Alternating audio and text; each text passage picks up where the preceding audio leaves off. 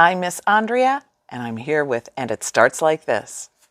Today we're reading the beginning chapter of Voyage of the Sparrowhawk by Natasha Ferrant.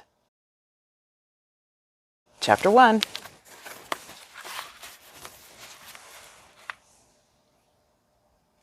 Ben.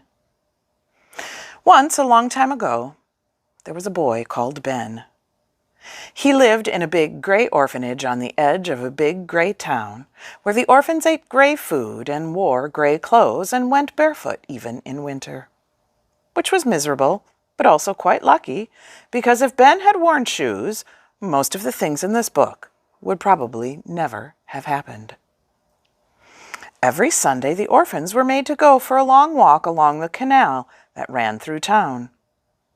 And one Sunday, when he was 4 years old, Ben cut his foot on a piece of glass, and it hurt so much that he stopped right in the middle of the towpath and began to cry. Now, you might have thought that the other orphans would stop for him, but the orphanage had strict rules about being late, and the orphans were scared of getting into trouble. They just carried on walking until Ben was quite alone, except for one other orphan. Sam was 11 years old, tough as the boots he didn't have, and really couldn't care less about trouble. In fact, the people who ran the orphanage said that most of the time, Sam was the trouble. "Stop crying and show me your foot," he ordered Ben, whose awe of Sam was absolute. And he did as he was told. "I'm going to put the glass out," said Sam. "Are you brave?" "Yes," said Ben, then howled at the pain. Sam grinned, threw away the glass, and crouched down so Ben could climb on his back. "Jump on!" They came to a bend in the canal.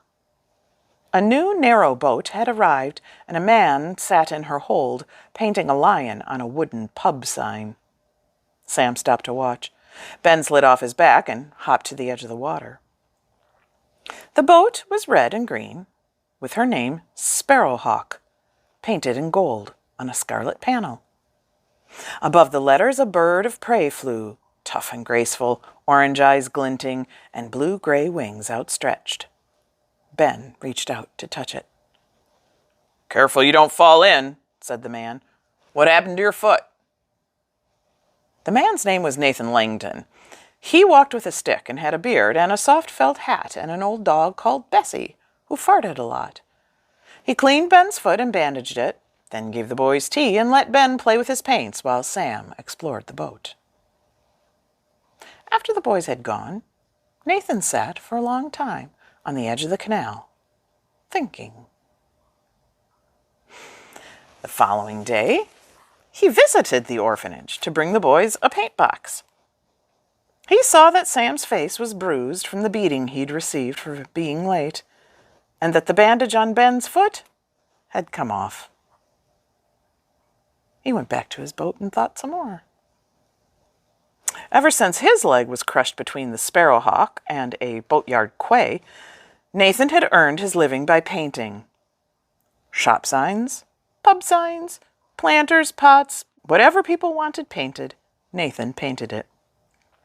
In fine weather, he worked outside in the hold. When it rained, he worked inside the cabin. "Could do with a change anyway," he muttered to himself.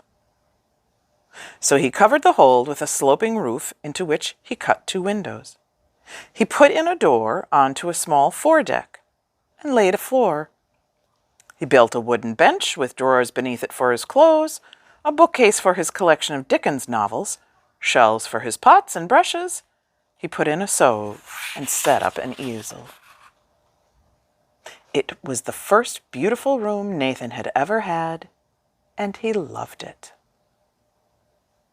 After he had built the workshop, Nathan went to work on the cabin, and when he finished, he went shopping. And then he returned to the orphanage for the boys. A month after Ben and Sam first visited the Sparrowhawk, they came back and called it home.